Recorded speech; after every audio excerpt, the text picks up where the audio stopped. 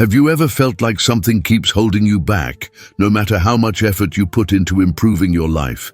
Maybe it's not the world around you, or even the challenges you're facing, but something closer to home, your own habits. It's not uncommon to feel stuck in patterns that seem impossible to break, especially when those patterns quietly sabotage your happiness without you even realizing it.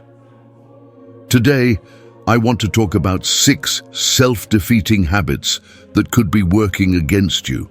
These aren't always obvious, but they can have a huge impact on your peace of mind, your relationships, and your ability to feel genuinely content. Here's the thing.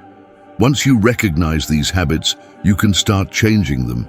And this isn't about making massive, overwhelming changes.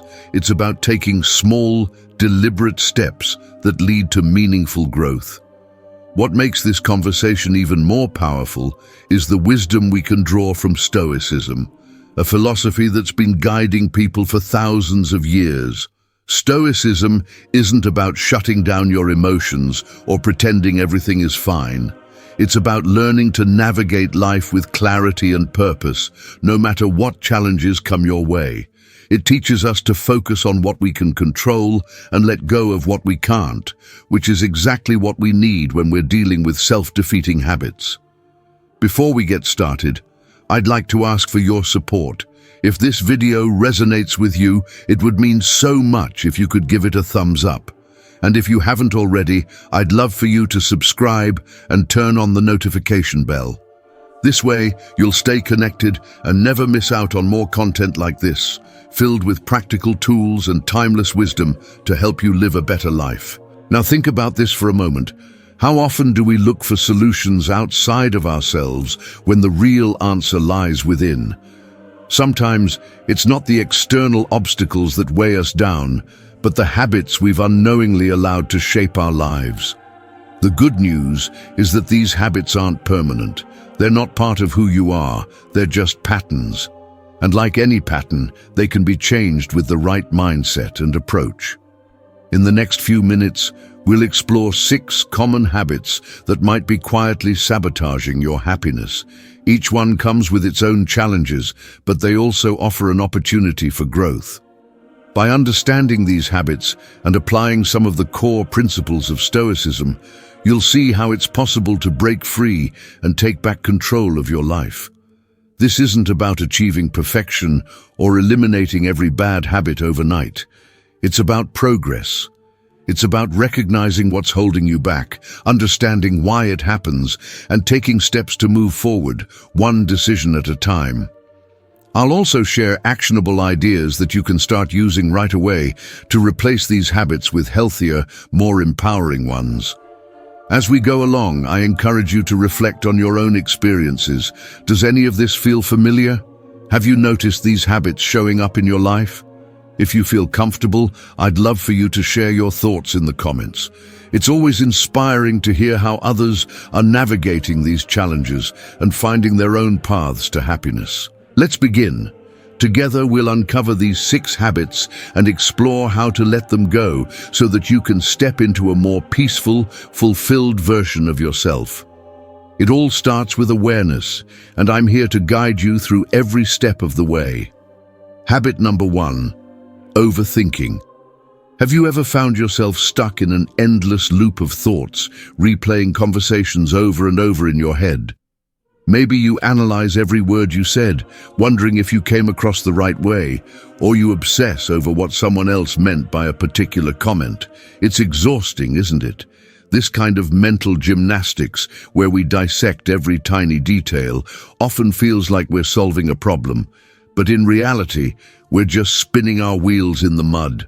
Overthinking can feel productive in the moment, but let's be honest, it rarely leads to clarity. Instead, it traps you in a whirlwind of doubts and what-ifs, pulling you away from the present moment. You might catch yourself revisiting the past, imagining scenarios you can't change, or even worrying about things that haven't happened yet. And the irony is, the more you think, the less clear things become. It's like staring too closely at a painting. You lose sight of the bigger picture. Overthinking doesn't just steal your time, it hijacks your happiness. When you're caught up in these mental loops, you're not truly living in the moment.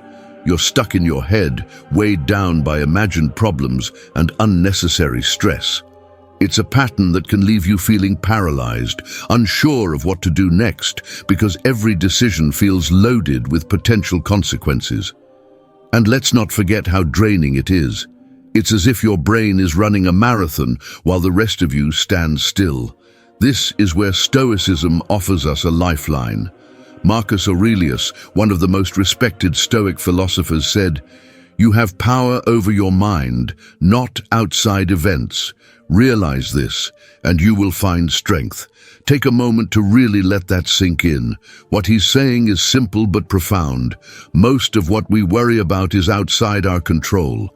What we do have control over, however, is how we think about these things. And that's where the real power lies. Let's break this down together. When you overthink, your mind often spirals into territory that you can't influence. Things like other people's opinions, past events, or hypothetical futures. But Stoicism teaches us to shift our focus to what's within our control. For example, instead of worrying about how someone interpreted your words, you can reflect on whether your intentions were good. If they were, then you've done your part and the rest isn't yours to carry. Here's a practical way to start managing overthinking. Create a mental control filter. Whenever your mind starts racing, pause for a moment and ask yourself, is this something I can change or influence right now? If the answer is no, practice letting it go. I know that sounds easier said than done, but it's a skill that gets stronger the more you use it. Mindfulness can also help. Overthinking thrives when our minds are cluttered with distractions and unresolved emotions. Mindfulness, whether it's through meditation, deep breathing, or simply paying attention to your surroundings, can anchor you in the present moment. When you're fully present, it becomes harder for those endless loops of worry to take over. You start to notice when your thoughts drift, and you can gently guide them back to what's in front of you. Journaling is another tool that works wonders for overthinking. Sometimes the act of writing things down can help untangle the mental knots. When you put your thoughts on paper, they stop swirling around in your head. You gain a clearer perspective and can often see that the worries holding you hostage aren't as overwhelming as they seemed. Try setting aside a few minutes each day to jot down what's on your mind. Ask yourself questions like, why am I feeling this way? Or, what's one step I can take to move forward? One of the hardest parts of breaking free from overthinking is letting go of perfectionism. Many of us overthink because we want to get everything just right. We fear making mistakes or being judged, so we try to plan for every possible outcome. But life isn't about getting everything perfect. It's about showing up and doing your best with what you have. Remember, even the greatest thinkers and leaders made mistakes. What set them apart was their ability to learn and move forward, not their ability to predict or control every outcome. I get it, though. Letting go of overthinking is a process. It's not something that happens overnight. You might still catch yourself replaying old conversations or imagining every worst-case scenario. That's okay. The key is to notice when it's happening and gently redirect your mind. Treat yourself with patience and kindness. Overthinking isn't a flaw, it's simply a habit, and habits can be changed. Let me ask you something. How often have your overthinking sessions actually led to a solution? Probably not as often as you'd like. More often, they've left you feeling drained, frustrated, or stuck. Imagine what life could feel like if you replaced those hours of mental spiraling with moments of clarity and action. Imagine how much lighter you'd feel if you could trust yourself to handle whatever comes next, without needing to plan for every possible twist and turn. The next time you find yourself caught in a loop of overthinking, take a deep breath. Remind yourself of Marcus Aurelius's words and ask, what's truly in my control here? Then take one small step, just one, to move forward. It could be as simple as focusing on your breath, writing down your thoughts, or making a decision, even if it's not perfect. That small step is where freedom begins. So what about you?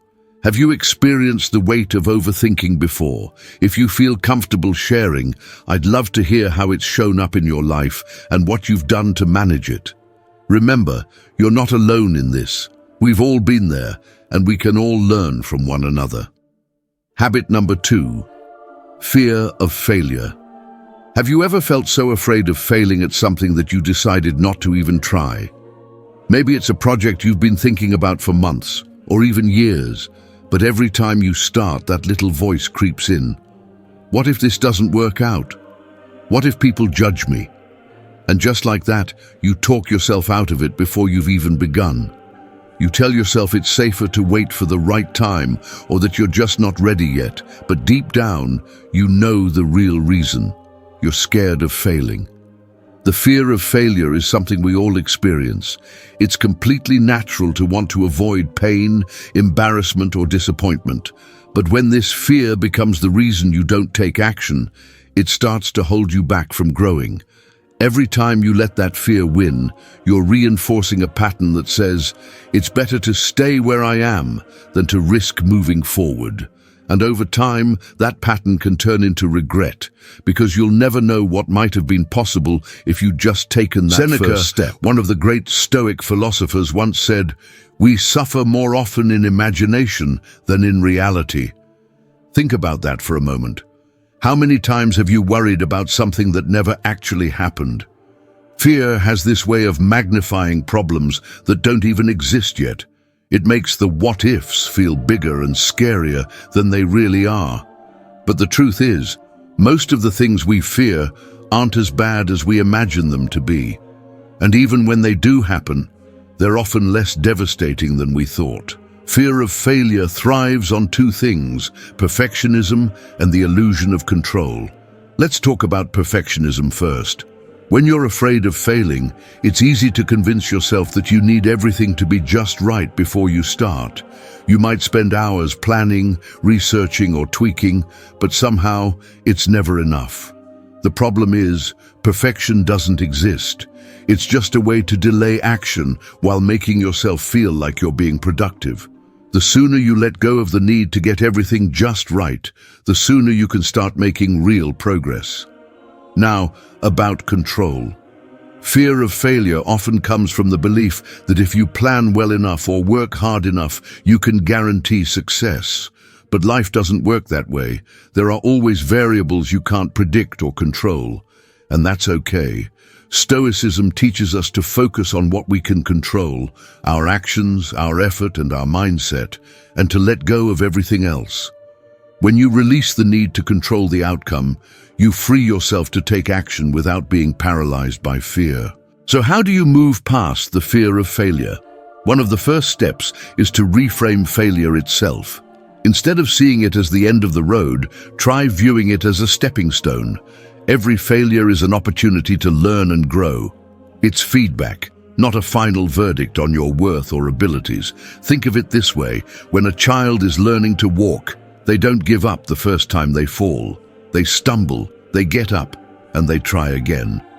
Failure is part of the process, not the end of the journey. Breaking tasks into smaller steps can also make a big difference. Sometimes the fear of failure feels overwhelming because the goal seems too big or too far away. But when you break it down into manageable pieces, it becomes less intimidating. Instead of focusing on the entire project, ask yourself, what's one small step I can take today? It could be something as simple as writing down your ideas, sending an email, or making a list of what you need to do next. Small steps build momentum, and momentum builds confidence. Another helpful practice is visualization, but not the kind where you only imagine success. Instead, try a technique called negative visualization, which comes straight from Stoicism. Picture the worst-case scenario. Imagine what would happen if you did fail. How would you feel? What would you do next? By confronting the worst outcome in your mind, you take away its power. Most of the time, you'll realize that even if things don't go perfectly, you'll still be okay. You'll adapt, learn, and keep going. I want to share something personal here because I know how hard it can be to face the fear of failure. There was a time when I held back from pursuing something I was passionate about because I was so afraid of falling short. I told myself all the usual excuses, that I wasn't ready, that I needed more time, that it wasn't the right moment. But deep down, I knew those excuses were just fear talking. And the funny thing is, when I finally took the leap, the fear didn't disappear. It was still there. But I moved forward anyway. And you know what? Even when I stumbled, I learned so much more than I ever would have if I'd stayed in my comfort zone. Let me ask you this. What's one thing you've been putting off because you're afraid of failing? It doesn't have to be something big. It could be as simple as trying a new hobby, applying for a job, or sharing your ideas with someone. Whatever it is, I want you to take a moment to imagine how it would feel to start. Not to succeed, just to begin. That's the hardest part, but it's also the most important. The fear of failure isn't something you conquer overnight. It's a habit, and like any habit, it takes time to change. But every time you take a step forward, no matter how small, you're weakening that fear and building your resilience. Remember Seneca's words, "We suffer more often in imagination than in reality." Don't let imaginary fears hold you back from real opportunities. The only true failure is never trying at all. I'd love to hear from you. What's one fear of failure you faced and how did you handle it? Or if you're still working through it, what's one small step you can take today to move forward? Share your thoughts in the comments. I'd love to hear your stories. Habit number 3, seeking external validation.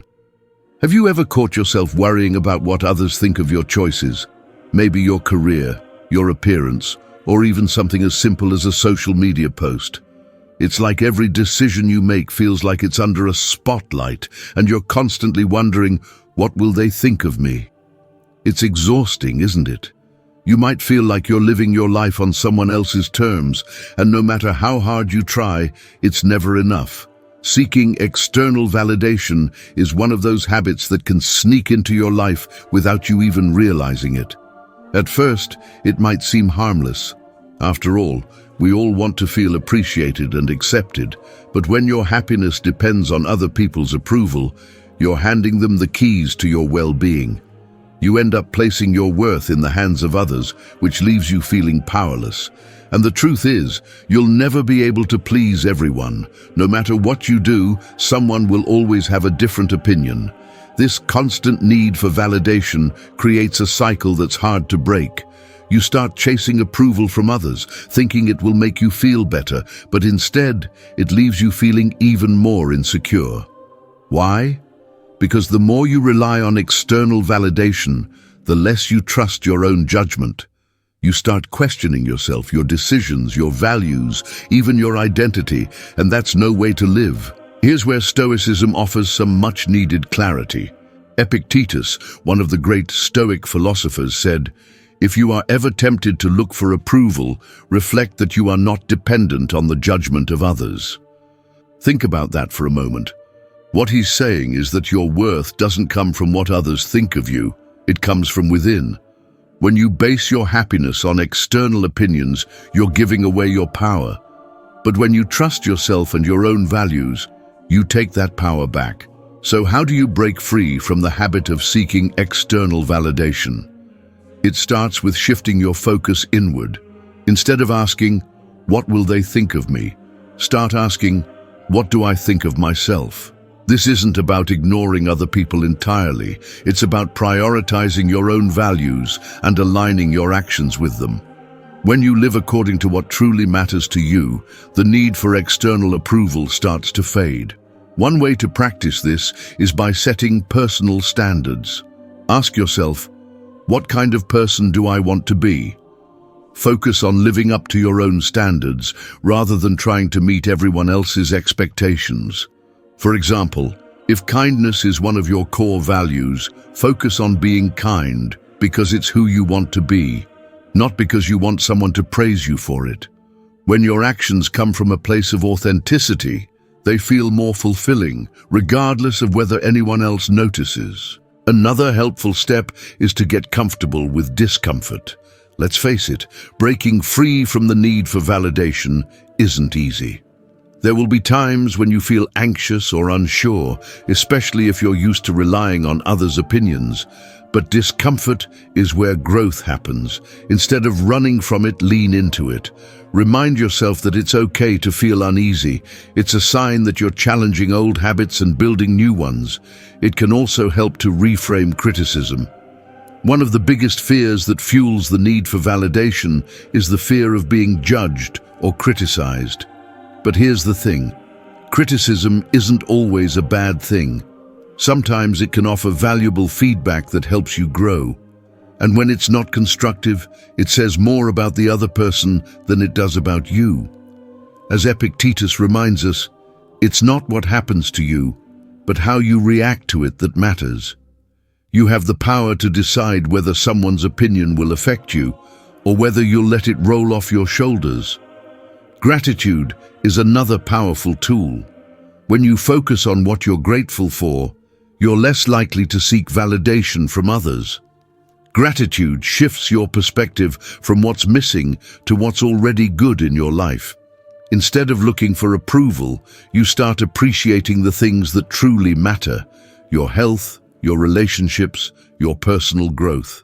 Try keeping a gratitude journal where you write down a few things you're thankful for each day. It's a simple practice, but it can have a profound impact on your mindset. Let me ask you this. How much of your time and energy goes into worrying about what others think? What would your life look like if you redirected that energy toward your own goals and values? Imagine the freedom of living authentically without constantly seeking approval. It's not about being perfect or never caring what others think. It's about finding a balance where you respect others' opinions but don't let them define you. Breaking the habit of seeking external validation takes time, and that's okay. It's a process, not a quick fix. Start small.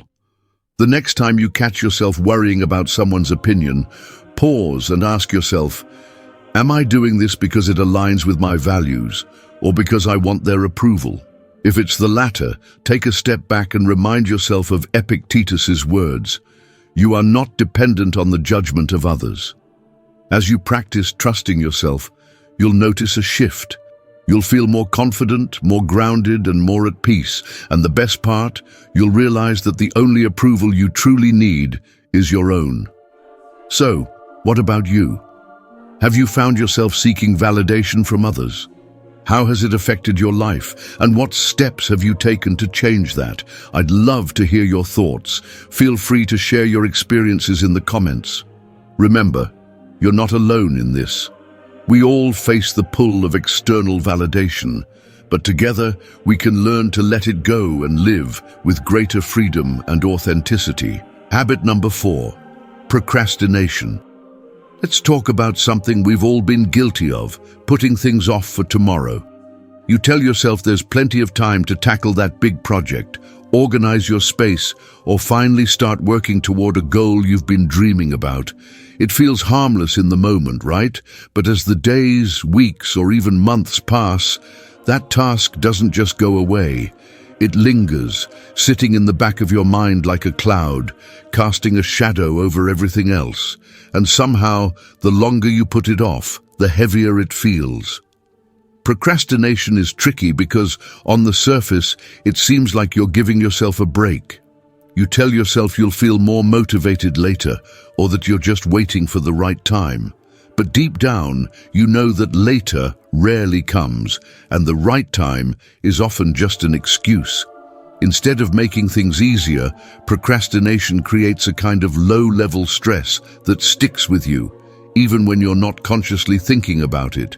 It drains your energy and leaves you feeling stuck, like you're constantly behind, even when you're not doing anything at all. Here's where Stoicism offers a refreshing perspective. Marcus Aurelius, the Roman emperor and Stoic philosopher, wrote, "You could leave life right now. Let that determine what you do and say and think." Now, that might sound a little intense at first, but it's not meant to be morbid. It's a reminder that life is fleeting and time is our most valuable resource.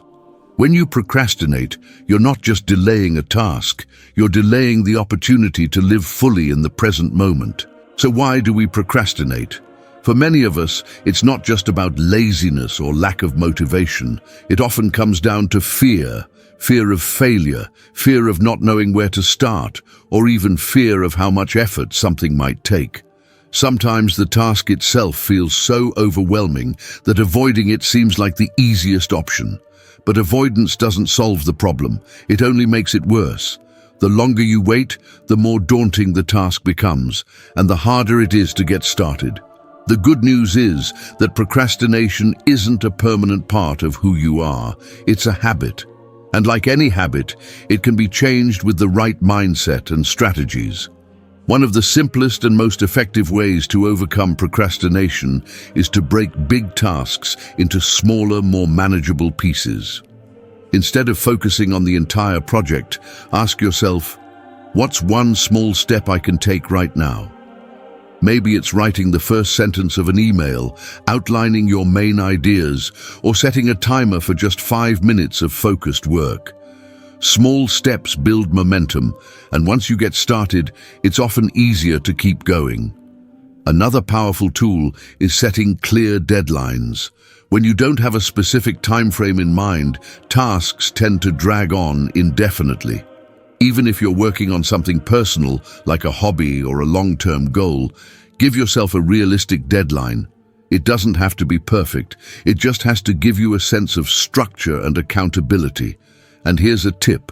Break your deadlines into smaller milestones. For example, instead of saying, "I'll finish this entire project by next week," aim for, "I'll complete the first draft by Wednesday." Now let's talk about one of the most important principles in Stoicism, the concept of focusing on what you can control. When you procrastinate, it's easy to get caught up in thoughts like, "What if this doesn't turn out the way I want?" Or, "What if I don't have enough time to do it perfectly?" But these thoughts are distractions. They pull your attention away from what you can actually do in the moment. Instead of worrying about the outcome, focus on the process. Ask yourself, what action can I take right now with the time and resources I have? When you shift your attention to the present, you take back control from the fears and doubts that fuel procrastination. One practice that can help is visualization, but not in the way you might think. Instead of imagining the perfect outcome, try visualizing what will happen if you keep putting things off. Picture the stress of last-minute scrambling, the regret of missed opportunities, or the disappointment of unfinished goals. This technique, often called negative visualization in Stoicism, helps you confront the consequences of inaction and motivates you to take the first step. It's also helpful to remind yourself of life's impermanence, not as a source of anxiety, but as a call to action. Marcus Aurelius's words remind us that tomorrow isn't guaranteed, and every day is an opportunity to do something meaningful. When you think about it that way, procrastination starts to feel less like a harmless delay and more like a missed chance to make the most of your time. Let me share something personal with you. There have been times in my life when procrastination felt like a constant companion. I'd tell myself, "I'll do it tomorrow." But tomorrow would turn into next week, and next week would turn into a month. The funny thing is, once I finally started working on those tasks, they were rarely as difficult or time-consuming as I'd imagined. In fact, the hardest part was always just starting. And every time I pushed through that initial resistance, I felt a sense of relief and accomplishment that made it all worth it. Let me ask you this. What's one thing you've been putting off? Maybe it's a project at work, a personal goal, or even a simple task like cleaning your space or making a phone call. Whatever it is, take a moment to think about why you've been avoiding it. Is it fear, overwhelm, or maybe you're just waiting for the right time? Whatever the reason, remember this.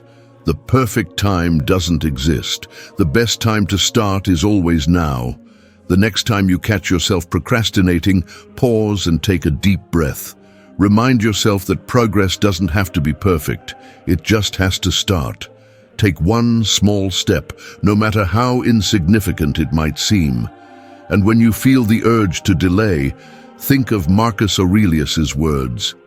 You could leave life right now. Let that determine what you do and say and think. Life is too short to put off the things that matter. I'd love to hear your thoughts on this. What's one strategy you've used to overcome procrastination? Or what's one small step you're willing to take today? Share your experiences in the comments. I'd love to know how you're tackling this habit. Habit number 5, comparing yourself to others. Have you ever found yourself scrolling through social media, looking at picture-perfect posts and thinking, wow, everyone else seems to have it all figured out? Maybe it's a friend who's just landed their dream job, a stranger showing off their vacation in some tropical paradise, or even someone sharing their latest achievement. And there you are, wondering why your life doesn't look like that. It's an all-too-common trap, isn't it? The habit of comparing yourself to others is something we've all fallen into at some point. The problem with comparison is that it steals your joy. It takes your focus away from the good things in your life and shifts it toward what you don't have, or what you think you should have by now. You start measuring your own journey by someone else's highlight reel, forgetting that what you see on the surface is only part of the story. No one's life is as perfect as it looks online or from a distance, but when you compare, it's easy to feel like you're falling short, even when you're doing just fine. This habit doesn't just hurt your happiness, it undermines your self-worth. When you're constantly comparing yourself to others, you're placing your value in external things. How you stack up, how successful you appear, how you measure against someone else's achievements. And the truth is, there will always be someone who seems to have more money, more recognition, more opportunities. But does that really mean they're happier or more fulfilled? Probably not. Happiness isn't a competition, and it's not something you win by outdoing others. Epictetus, one of the great Stoic philosophers, reminds us of a profound truth. Freedom is the only worthy goal in life. It is won by disregarding things that lie beyond our control. And what's more out of your control than someone else's life? Their choices, their circumstances, their successes, none of it has anything to do with you. The moment you stop trying to measure up to others and focus on your own path, you'll feel a sense of freedom that comparison could never offer. So, how do you break free from the comparison trap? It starts with shifting your focus inward. Instead of looking at what others are doing, ask yourself, what truly matters to me? Set personal goals that align with your values, not someone else's. For example, if financial success is important to you, define what that means on your own terms. Maybe it's having enough to live comfortably and support your loved ones, not necessarily having a luxury car or a mansion. When your goals come from within, they feel more meaningful, and the need to compete with others starts to fade. Gratitude is another powerful antidote to comparison. When you're focused on what you have, rather than what you lack, it's harder to feel envious of others. Take a moment each day to reflect on the things you're grateful for, big or small. It could be your health, your friendships, your progress in a personal project, or even something as simple as a sunny day. Gratitude shifts your perspective and reminds you that there's already so much to celebrate in your own life. It's also helpful to limit your exposure to things that trigger comparison. Social media is one of the biggest culprits, so if you find yourself feeling worse after scrolling, take a step back. You don't have to quit entirely, but maybe try setting boundaries. For example, limit your time on these platforms or unfollow accounts that make you feel inadequate. Instead, focus on surrounding yourself with content and people who inspire and uplift you. Another important practice is to celebrate your own progress. Often comparison blinds us to how far we've come because we're too busy looking at someone else's finish line. Take a moment to reflect on where you were a year ago, 5 years ago, or even last month. What have you accomplished since then? What challenges have you overcome? Recognizing your own growth can be incredibly empowering and reminds you that your journey is unique, and that's something to be proud of. Now let me ask you this. When was the last time you compared yourself to someone else? How did it make you feel? And more importantly, what did it add to your life? Probably nothing, right? Comparison rarely motivates or inspires. It usually just leaves us feeling worse. Imagine how much lighter you'd feel if you let go of that weight. Imagine focusing on your own path, celebrating your own wins, and letting others' successes be just that. Their successes, not a reflection of your shortcomings. Breaking the habit of comparison isn't easy, especially in a world that constantly pushes us to measure up. But every time you catch yourself falling into that trap, pause and remind yourself of Epictetus's words. Freedom is the only worthy goal in life. Your worth isn't tied to anyone else's achievements, and your happiness doesn't depend on how you compare to others. It comes from living in alignment with your values and appreciating the unique journey you're on. So here's a small challenge for you. The next time you feel the urge to compare, take a moment to reflect on something you're proud of in your own life. It doesn't have to be something huge, just something that matters to you. Then, practice gratitude for that moment. And if you feel up to it, share your experience in the comments. What's one way you've learned to stop comparing yourself to others? I'd love to hear your stories. They might just inspire someone else who's struggling with the same habit. Remember, your journey is yours alone, and that's what makes it so valuable. Embrace it, own it, and let go of the need to measure it against someone else's. When you do, you'll find a sense of peace and fulfillment that comparison could never bring. Habit number 6, negative self-talk. Have you ever caught yourself saying things to yourself that you'd never say to a friend? Maybe it sounds like this: I'm not good enough. I always mess things up. I'll never be able to figure this out. Negative self-talk can be so sneaky. It often feels like you're just being realistic or holding yourself accountable, but in reality, it's one of the most damaging habits you can fall into. It's like having an inner critic who's always there, ready to point out your flaws and remind you of your mistakes.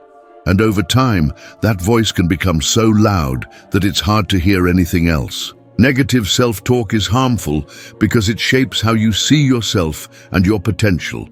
When you constantly tell yourself that you're not capable, it becomes a self-fulfilling prophecy. You start to believe those thoughts, and that belief holds you back from trying new things, taking risks, or even celebrating your accomplishments. It's like putting up walls around yourself and then convincing yourself that you don't deserve to break free. Marcus Aurelius, the Stoic philosopher, offers us a powerful reminder: reject your sense of injury, and the injury itself disappears. What he's saying is that much of our suffering comes from how we interpret events, not the events themselves. If you see yourself as unworthy, inadequate, or incapable, you'll feel the weight of those beliefs, even if they're not true. But the moment you challenge those thoughts, their power begins to fade. So, how do you stop negative self-talk from taking over? It starts with awareness. Pay attention to the way you speak to yourself, especially in moments of stress or failure. When you catch yourself thinking something negative, pause and ask yourself, would I say this to someone I care about? If the answer is no, it's a sign that your inner critic is being unfair. Remember, you're allowed to make mistakes, feel uncertain, or have bad days. That doesn't make you any less worthy or capable. One of the most effective ways to combat negative self-talk is to challenge those thoughts directly. Let's say you catch yourself thinking, I'll never be good at this. Instead of accepting that as fact, question it. Ask yourself, is that really true? Chances are it's not. You might not be good at something yet, but that doesn't mean you can't improve. Reframe the thought to something more constructive, like, this is challenging, but I'm learning, and I'll get better with practice. Another helpful practice is self-compassion. It's easy to be hard on yourself, especially when things go wrong. But think about how you'd respond to a friend in the same situation. Would you criticize them, or would you offer encouragement and support? Try to extend that same kindness to yourself. When you make a mistake or feel like you're falling short, remind yourself that you're human, and being human means you're always learning and growing. Journaling can also be a powerful tool for breaking the cycle of negative self-talk. Writing down your thoughts helps you see them more clearly and gives you a chance to reflect on whether they're helpful or harmful. You can even try a technique called thought reframing. Start by writing down a negative thought, then challenge it and replace it with a more positive or balanced perspective. For example, if you write, "I'm terrible at public speaking," you might reframe it as, "Public speaking makes me nervous, but I'm working on improving, and I'll get better with practice." Affirmations can feel a bit cliché, but when used consistently, they can help rewire your mindset. The key is to make them personal and believable. Instead of saying, "I'm the best at everything," try something more grounded like, "I'm capable of handling challenges, even when they're difficult." Write down a few affirmations that resonate with you and keep them somewhere visible, on your desk, your bathroom mirror, or even as a reminder on your phone. Over time, those positive statements can start to replace the negative ones. Let's not forget the importance of gratitude. When you focus on what you appreciate about yourself and your life, it leaves less room for negativity. Take a moment each day to acknowledge something you're proud of or grateful for, no matter how small it might seem. Maybe it's the way you handled a tough situation, a skill you're improving, or even just getting through a difficult day. Gratitude shifts your perspective and reminds you of your strengths. Now, I know breaking the habit of negative self-talk isn't easy. It takes time, patience, and a lot of practice. But every time you challenge a negative thought or show yourself compassion, you're taking a step toward building a more positive and supportive inner voice. Imagine how much lighter you'd feel if that inner critic wasn't running the show. Imagine being your own biggest cheerleader instead of your harshest critic. Let me ask you this. When was the last time you noticed yourself engaging in negative self-talk? How did it make you feel? And more importantly, what would change if you replaced those thoughts with ones that were kinder and more constructive? It's not about ignoring your flaws or pretending everything is perfect. It's about giving yourself the grace to grow and the encouragement to keep going. The next time you catch yourself thinking something negative, take a deep breath, pause, and remind yourself of Marcus Aurelius's words.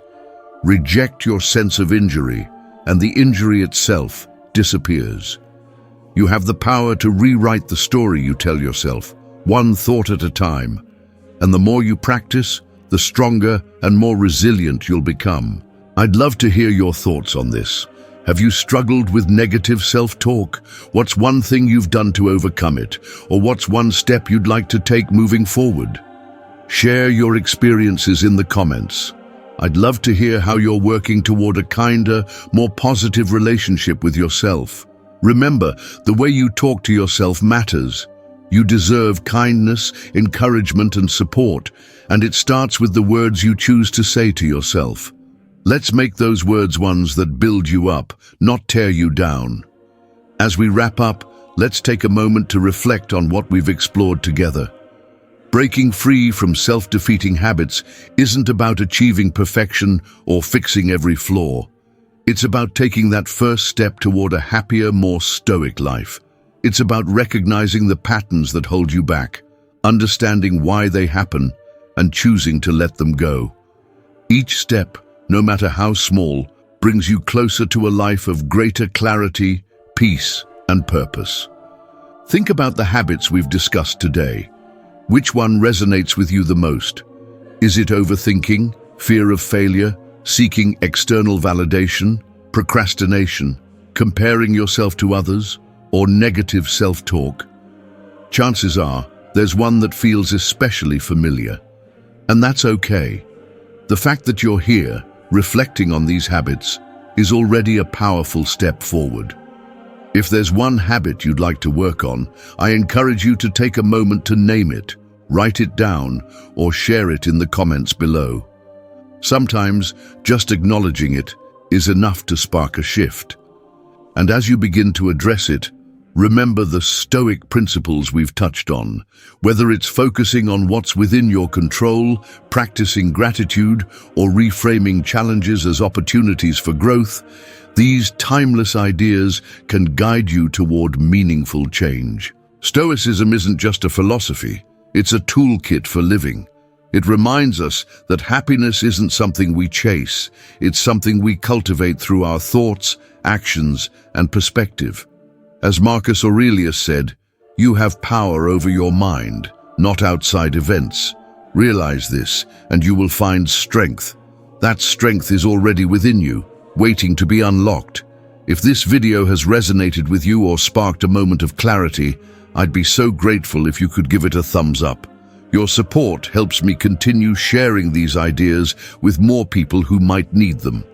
And if you haven't already, consider subscribing to the channel. Just click that subscribe button and turn on the notification bell so you never miss out on new videos about Stoicism and living a more intentional, fulfilling life. Before we go, I want to leave you with one final thought. Change doesn't happen overnight, and it doesn't have to. It's the small, consistent steps that lead to lasting transformation.